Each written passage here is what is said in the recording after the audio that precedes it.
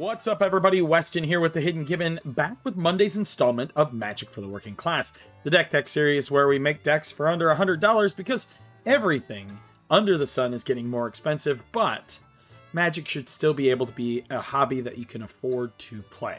And today we have Reki, the History of Kamigawa. And it's a commander that I personally am planning on building in paper myself. But before we get into it, if you like my daily deck techs or Magic for the Working Class, my historical commander, or anything else in between, feel free to subscribe. And also, just a heads up, in October, I will be on vacation for like 3 weeks. We go back to see my wife's biological family in South Korea, and also so that way she can reconnect with and learn more about her heritage and culture. And so I'll be doing a bunch of videos relating to that stuff when it comes up. But now, without further ado, my daughter is very excited. We have Reki, the History of Kamigawa. So who is Reki?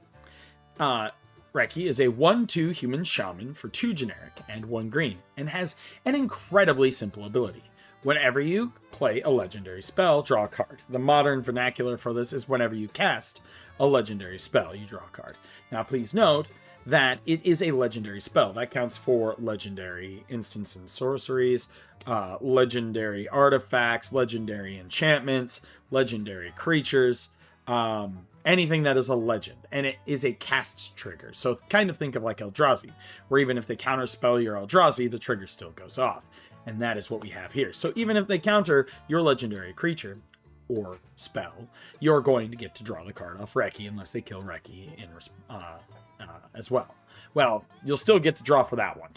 But what we're going to do today is I'm going to do lots of legendary creatures, some of them good, some of them not so great, and we are going to draw a bunch of cards and hopefully overrun our opponents.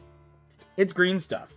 I'm a huge fan of green stuff. I'm sure you may have noticed by now, because I'm pretty sure this is my 3rd green Magic for the Working Class deck in the last few weeks. I promise I'll move on to some multicolor decks here. But to start us off, we have one of my favorite pet cards. We have Arasta of the Endless Web. Now, I hate spiders in real life. They terrify the bejesus out of me. We get wolf spiders in my house here in Iowa, which, yikes, and they're terrifying. But luckily, we don't get really brown recluse or any sort of widows here, so that's at least good. But Arasta of the Endless Web is a 3/5 for 4 with reach, and whenever an opponent casts an instant or sorcery spell, create a 1/2 green spider creature token with reach. This will help poop out little dudes to help you block. Bjorn the Fierce. This is one of the expensive cards in the deck at $8.49. It has Trample, is a 6/6 for 5. Other bears you control get +2/+2. Now, full disclaimer, I think there's only one other bear in here, and that's Wilson. We do have the Earth King, which generates a bear, but the only other flat-out bear in here, I'm pretty sure, is Wilson. But anywho, bears get +2/+2, and at the beginning of combat on your turn, put a trample counter on up to 1 target creature you control. It becomes a bear in addition to its other types. And then if you control 3 or more bears, go ahead and draw 2 cards. So, you know, adding some stuff onto the bears, or making bears and then drawing cards is always a fun thing. We have Diamond Weapon. This is also a pet card of mine that I like to play in Arena. It costs 1 less to cast for each permanent card in your graveyard. So if they pop a whole bunch of your stuff, you can play this big old Diamond Weapon. It's an 8/8 for 9, reach, and immune. Prevent all combat damage that would be dealt to Diamond Weapon. It is a brick wall of blocking. It is a fun and a fun card. I have won many a games because they couldn't get past the Great Wall of Diamond Weapon. We have Flopsy, Boomy's buddy, which is an ape goat. It's a 4/4 for 6, and when Flopsy enters, put a 1/1 counter on each creature you control, making your stuff bigger. Each creature you control, power 4 or greater, can't be blocked by more than 1 creature. Always good. We have the original Galta, 12/12 for 12, where it costs X less to cast, where X is the total power of creatures you control, has trample. We have Galanra, or Jalanra, Color of the Wirewood. It's an elf druid, 1/2 for 3, and you tapped out a green, and when you spend this mana to cast a spell with converted mana cost 6 or greater, draw a card. We have quite a few cards in here that are 6 or greater. We have Glissa Sunseeker. This is long before she got infected by the Phyrexians. She's a 3/2 for 4, first strike, and tap. Destroy target artifact if its converted mana cost is equal to the amount of mana in your mana pool. There's a secret at the heart of the world, and I will unlock it. Don't do that. Don't do it. Things ended up being very bad. You got corrupted by Phyrexian oil and became evil. I'm kind of interested with the whole reality fracture, since we've already seen that there's the pure steel or dark steel angel. I wonder if in the future we're going to get what if scenarios where Mirrodin never got infected and things like that. It's a way around the Phyrexian invasion. We have Ground Chuck and Dirtbag. 8/8 for 6. Trample whenever you tap a land for mana. It adds an additional green, which isn't bad. We have Halana, Kessig Ranger. Halana has reach, and whenever another creature enters the battlefield under your control, you may pay 2. If you, when you do, that creature deals damage equal to its power to target creature. We have Huatuo. Is it Huatuo? I am not a native. 1 second, friends. Sorry, friends. My daughter wanted a blanket fort set up on some chairs, so I had to get that done. But as I was saying, I'm not a native Chinese speaker, so I don't know if it's Huatuo or something similar, but they're an honored physician. They're a 1/2 for 3. You need to tap and put a creature card from your graveyard on top of your library. Activate only during your turn before attackers are declared, so you can get some stuff back. We have Jolrael, Moonvuli Recluse, a 1/2 for 2. Whenever you draw your second card each turn, create a 2/2 green cat creature token. So we can, another thing to spit out little tokens. And you pay 6 until end of turn. Creatures you control at base power toughness XX, where X is the number of cards in your hand. This is a win condition. We have Kamal, Fist of Crotia, an absolute classic. He is a 4/3 for 6. Target land becomes a 1/1 creature until end of turn. It's still a land.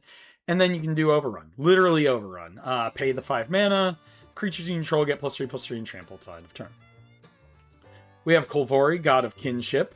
As long as you control 3 or more legendary creatures, Kulvori gets +4/+2. You can tap 2, look at the top 6 cards of your library. You may reveal a legendary creature card from among them and put it into your hand. Put the rest on the bottom of your library in a random order. Or you can play it for the Ringheart Crest, which is for 2. You can choose a creature type. Add green, spend only to cast a creature of the chosen type or a legendary creature spell. Kona, Rescue Beastie, survival. At the beginning of your second main phase, if Kona, Rescue Beastie is tapped, you may put a permanent card from your hand onto the battlefield. Legolas Greenleaf can't be blocked by creatures of power 2 or less, has reach. Whenever another legendary creature enters the battlefield under your control, you put a 1/1 counter on Legolas, and when Legolas deals combat damage to a player, draw a card. We have Maester Seymour. I remember this jerk from Final Fantasy X. At the beginning of combat on your turn, put a number of 1/1 counters on are equal to Maester Seymour's power on another target creature you control, and you can give him Monstrosity X, where X is the number of counters among creatures you control.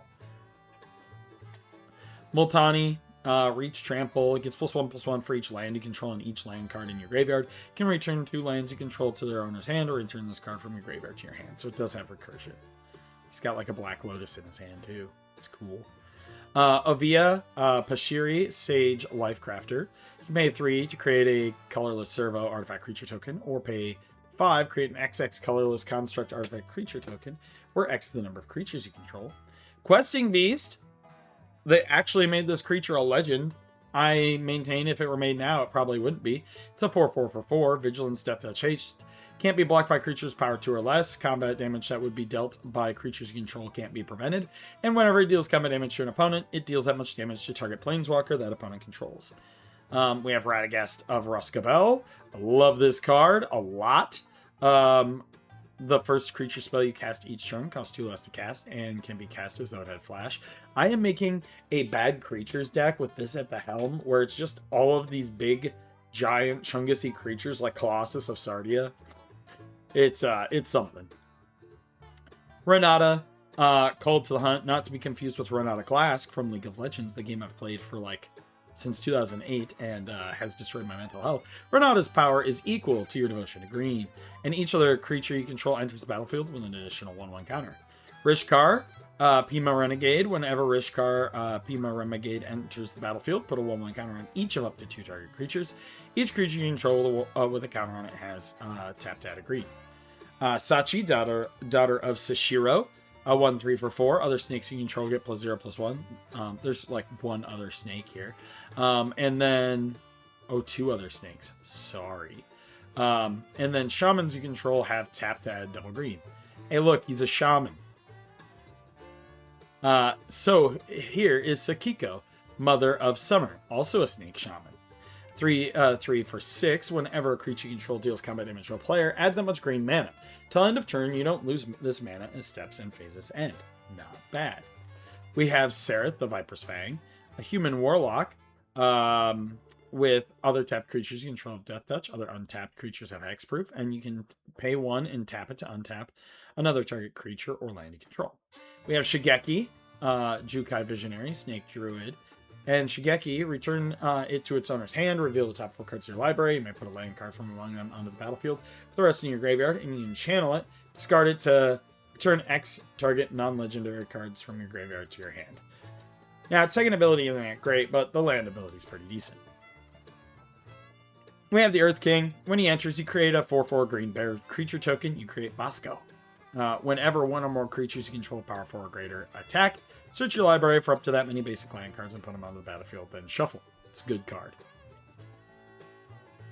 Thrasta, Tempest Roar. 7/7, it costs 3 less to cast for each other spell cast this turn. Trample, Haste, Trample over Planeswalkers, which is a bizarre ability. And Thrasta Tempest Roar has Hexproof as long as it enters the battlefield this turn. It's a biggin. Thrawn, Breaker of Silence, can't be countered. Trample, can't be the target of non-green spells your opponents control or abilities from non-green sources your opponents control. As long as it's your turn, he's indestructible. We have Trammell, Seymour's Butler, 2/3 for 3. Each other non-token creature you control enters with a 1/1 counter on it. And then you can pay 1 to proliferate X times, where X is the number of non-token creatures you control that enter this turn.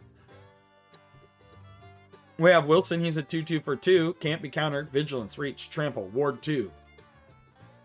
Then we have Yeva, Nature's Herald, a 4/4 for 4. You may cast green creature spells as though they had Flash. She also has Flash.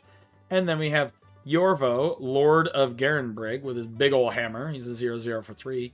He enters the battlefield with 4 1/1 counters on him. Whenever another green creature enters the battlefield under your control, put a 1/1 counter on Yorvo. Then, if that creature's power is greater than Yorvo's, put another 1/1 counter on Yorvo. There you go. I might have to make a Yorvo deck at some point.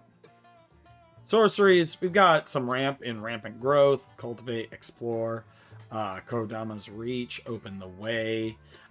We do have the Ring Goes South, because it'll ring tempt you, and then you reveal X cards, or you reveal cards from the top of your library to reveal X lands, where X is the number of legendaries.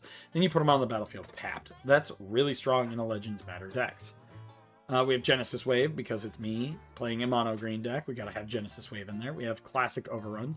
Harmonize for some card draw. Kamal's Druidic Vow, which is a legendary sorcery. You can only cast this if you control a legendary creature or planeswalker. Look at the top X cards of your library. You may put any number of land or legendary permanent cards with converted mana cost X or less from among them onto the battlefield. So it's like another sort of Genesis Wave. We have Germination Practicum to put counters on. Glimpse of Nature, so whenever you cast a creature spell this turn, draw a card. Animus Might, costs 2 less to cast if it targets a legendary creature. Target creature you control deals damage equal to twice its power to target creature or planeswalker you don't control. And then Time of Need, you can search your library for a legendary card, reveal it, and put it into your hand. There you go. That's what it do. And then for instance, we have Harrow for ramp. We have Jahir's Respite, which both does ramp and fogs. We have Heritage Reclamation, Return to Nature, Rending Vines. These all destroy artifacts and enchantments. Origin of Metal Bending for protection. Wrap and Vigor regenerates your creatures, so protection. Ancient Animus, protection as well. Wildwood Rebirth will bring something back from the graveyard. Then we have Heroes Podium.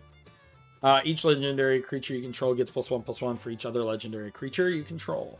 You can look at the top X cards of your library and reveal a legendary creature and put it into your hand. Put the rest on the bottom. Life Crafter's Bestiary. When at the beginning of your upkeep, scry 1.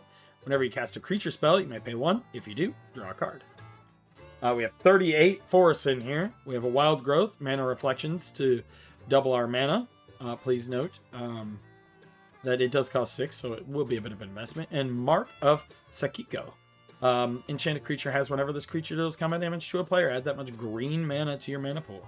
This mana doesn't cause mana burn. Oh man, I missed that. Until end of turn, this mana doesn't empty from your pool as steps and faces end. All right. That is the build. Now let's go take a look at how it plays. Please, Moxfield, be kind. All right, we got a Rampant Growth and Cultivate an Opening Hand. We're going to drop our Forest. Next turn, we're going to go like this. We're going to drop a Rampant Growth, view library, grab a Forest, close shuffle. Drop that in there. Next turn,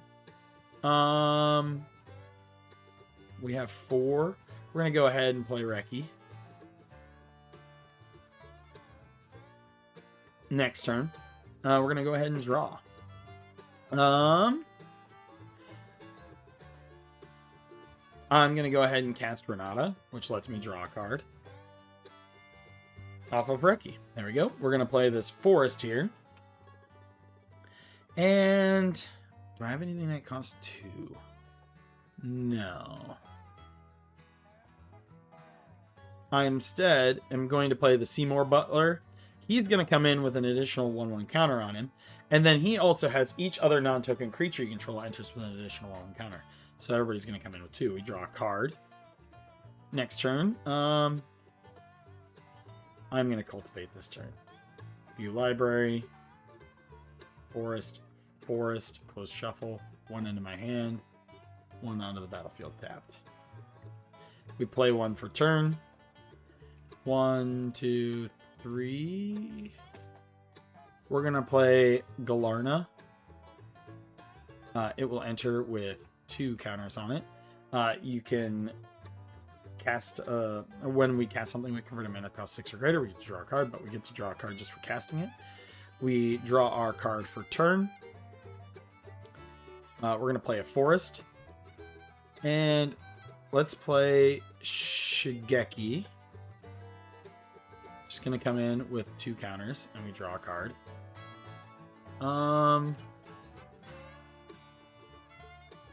We're going to play Sachi.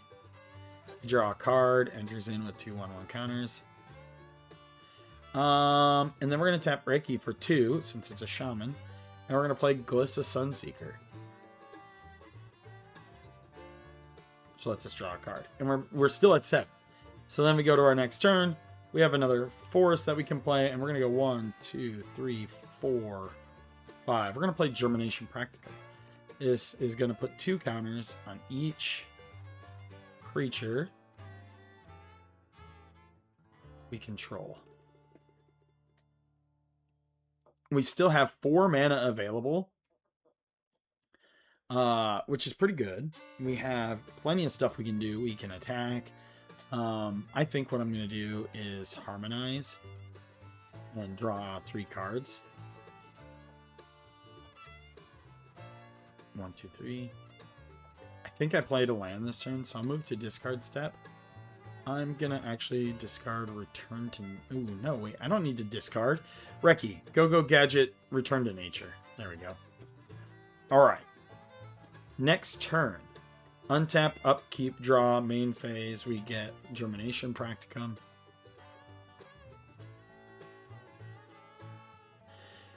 Play this Forest.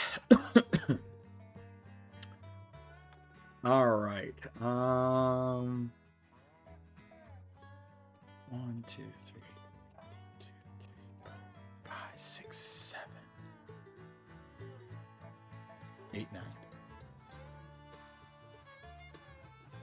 All right, I'm going to cast Genesis Wave for 9. So we're going to look at the top 9. 1, 2, 3, 4, 5, 6, 7, 8, 9. Unfortunately, Gult is going to go to the graveyard. for now. Kamal is going to go into play. It's going to enter with 2/1/1 counters. Genesis Wave is going into the graveyard. And then all of these forests come into play. Which is good. Because now we're going to pay 2 green. We're going to play Wildwood Rebirth. We're going to go ahead and get Gulta back. So Gulta is back in my hand. We're going to go ahead and cast Gulta, which is going to draw me a card. And Gulta's going to come in with 2/1/1 counters on her. And then we're going to probably swing out here, because these things are enormous. Next turn, we go, and we're going to go 1, 2, 3, 4, 5. We play Hero's Podium. Each legendary creature gets +1/+1 for each other legendary creature, so they're all each getting 1, 2, 3, 4, 5, 6, 7. 7 on top of what they already were. We also get to add the 2 counters from Germination Practicum. And that will probably just be enough to swing out and win the game. Let me know what you think in the comments down below. As always, I'm Weston with the Hidden Gibbon, and I hope you all have a wonderful day.